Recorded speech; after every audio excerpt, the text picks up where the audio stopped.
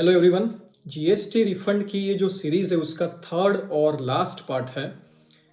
इस वीडियो में हम लोग कोशिश करेंगे कि जीएसटी रिफंड के बारे में जो कुछ बर्निंग इश्यूज है, कुछ बर्निंग क्वेश्चंस है, उसके मैं आंसर आपको दे पाऊँ। पिछले दो वीडियो बहुत ही इंपॉर्टेंट थे। फर्स्ट पार्ट जो था उसमें हम लोगों ने सीखा था कुछ लीगल प्रोविजंस जीएसटी रिफंड के बारे में। रूल नंबर 89(4) और रूल नंबर 85 का डिटेल डिस्कशन हम लोगों ने सेकेंड पार्ट में किया था। आज का जो सेशन रहेगा उसको क्वेश्चन आंसर के फॉर्म में लेते हैं। कुछ जो बार बार क्वेश्चन अराइज होते हैं जीएसटी रिफंड के बारे में, कुछ बेसिक से जो कुछ क्वेश्चंस है, कुछ टेक्निकल जो क्वेश्चंस हैं, उसका मैं आंसर करूंगा इस वीडियो में। जीएसटी रिफंड में अभी रिसेंटली कुछ सर्कुलर भी इश्यू हुए हैं। हालांकि सर्कुलर्स की अगर हम लोग हिस्ट्री देखें तो सर्कुलर नंबर 125, 135, 137, 139, 147, 160, 162, 166 इतने इंपॉर्टेंट सर्कुलर्स हैं जीएसटी रिफंड के लिए। और उसके अंदर से जो भी क्वेश्चंस अराइज होता है, उसके जो भी आंसर दिए गए हैं, उसके बारे में हम लोग आज इस वीडियो में बात करेंगे। तो ये कुछ क्वेश्चंस हैं जिसके मैं आंसर दूंगा इस वीडियो में।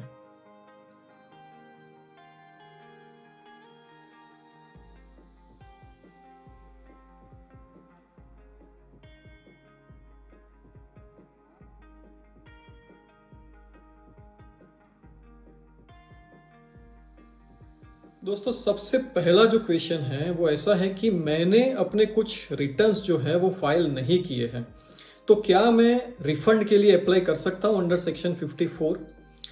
तो दोस्तों, ऐसी चीज है, सर्कुलर नंबर 125 में बहुत ही क्लियरली बोला गया है कि जिस तारीख को मैं रिफंड के लिए अप्लाई कर रहा हूं, उस तारीख तक जितने भी मेरे जीएसटी के रिटर्न्स ड्यू है, वो अगर मैंने फाइल किए हैं, only then I can apply for the refund. तो अगर उस तारीख तक जितने मेरे रिटर्न्स ड्यू है वो मैंने अगर फाइल नहीं किए हैं, then I can not apply for the refund.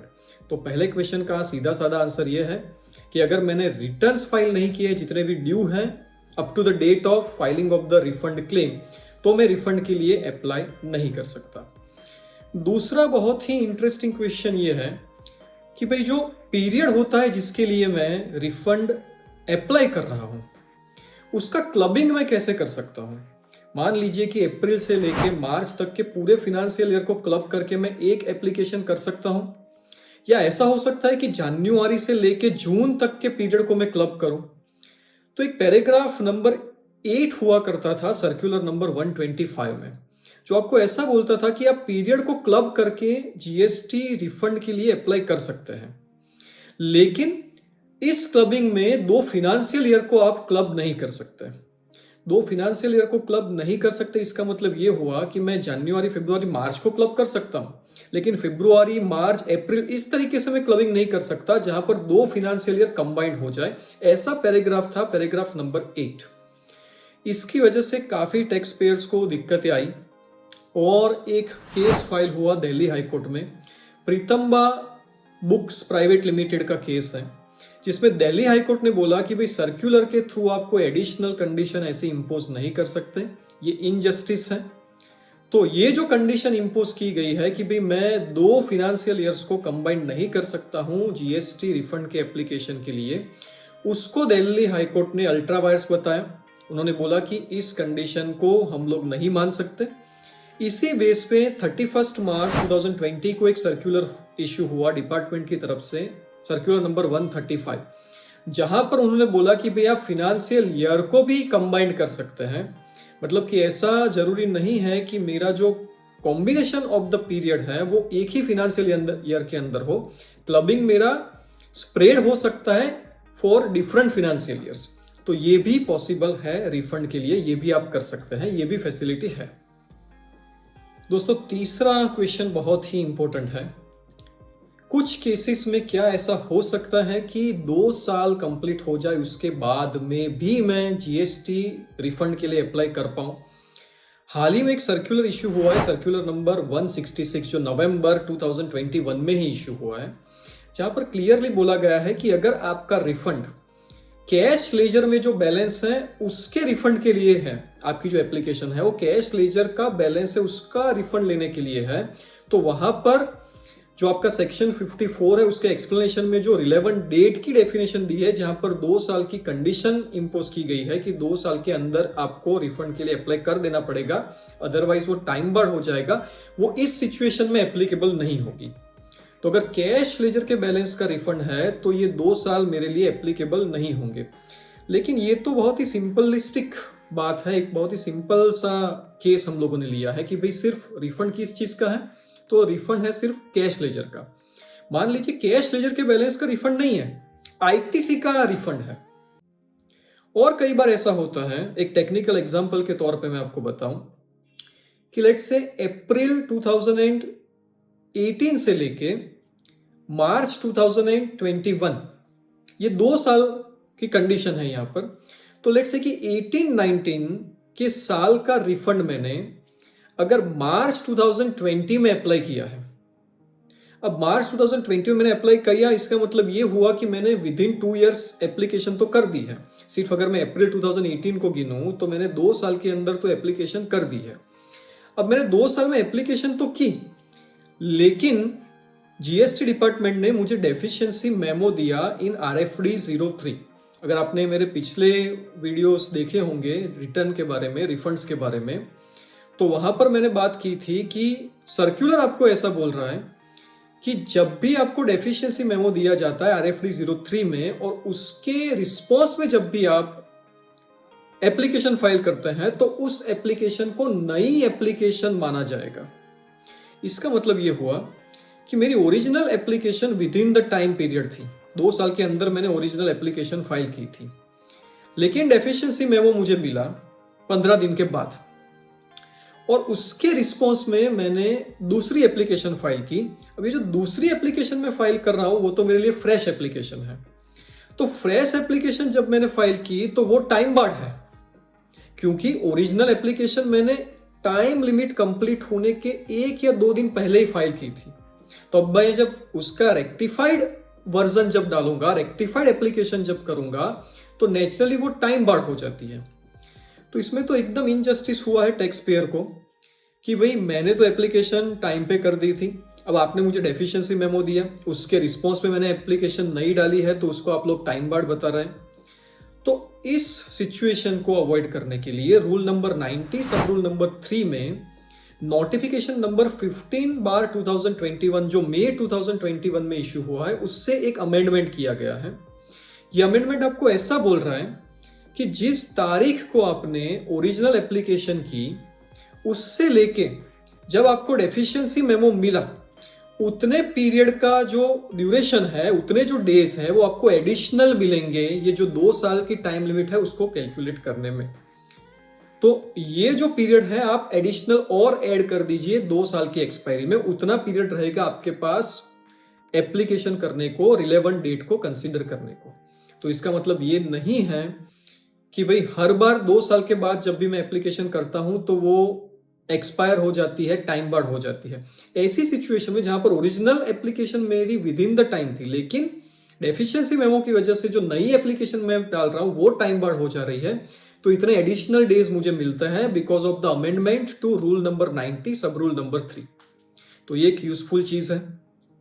Next question दोस्तों ये आता है कि GSTR 2A में कोई इनवॉइस की डिटेल मेरी रिफ्लेक्ट नहीं हो रही है, तो क्या उस इनवॉइस के अंदर जो GST है, जो ITC है मेरी, उसके रिफंड के लिए क्या मैं अप्लाई कर सकता हूं?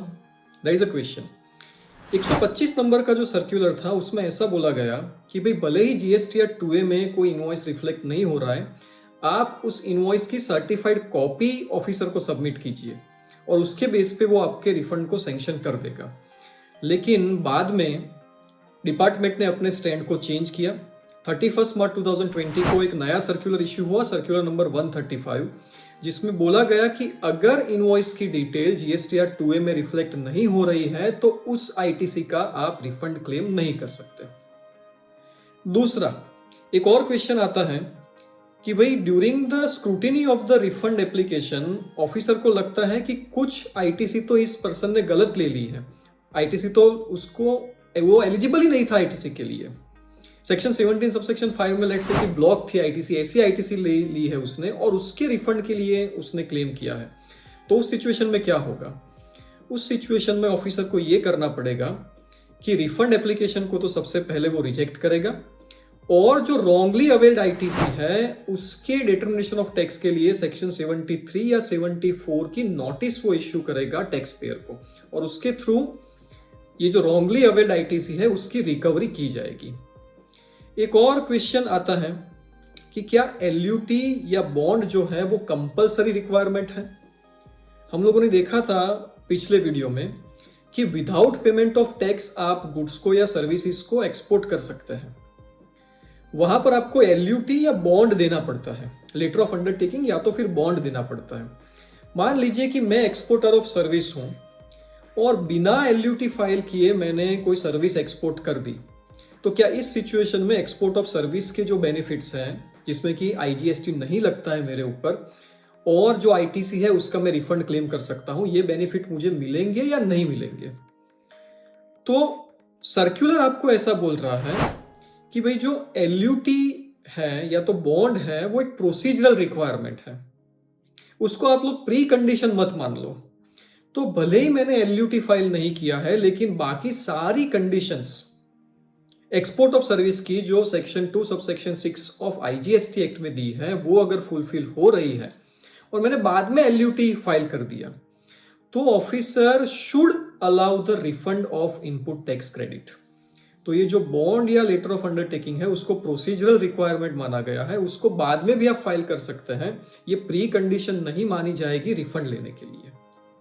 अच्छा, जब बात एलयूटी की और बॉन्ड की निकली है तो एक और क्वेश्चन ये भी आता है कि भाई जब एलयूटी और बॉन्ड हम लोग फाइल करते हैं तो वहां पर ऐसी अंडरटेकिंग देते हैं कि गुड्स के केस में 3 महीने में हम लोग गुड्स को एक्सपोर्ट कर देंगे और सर्विस के केस में हम लोग बोलते हैं कि 1 साल के अंदर कन्वर्टेबल फॉरेन एक्सचेंज में ये पैसा आ जाएगा। मान लीजिए कुछ सिचुएशन में कुछ बिजनेस प्रॉब्लम्स की वजह से या किसी भी चीज की वजह से ये जो पीरियड है वो एक्सटेंड हो रहा है मेरे केस में, 3 महीने के बाद मैंने गुड्स को एक्सपोर्ट किया या तो 1 साल के बाद कन्वर्टेबल फॉरेन एक्सचेंज में मुझे पैसा मिला, तो क्या इस सिचुएशन में एक्सपोर्ट के रिलेटेड सारे जो बेनिफिट्स हैं, रिफंड के रिलेटेड जो भी चीजें हैं, क्या वो मुझे नहीं मिलेगा? क्या मैंने जो रिफंड लिया था वो मुझे वापस देना पड़ेगा? तो सर्कुलर नंबर 125 यहाँ पर भी आपको रिलैक्सेशन देता है।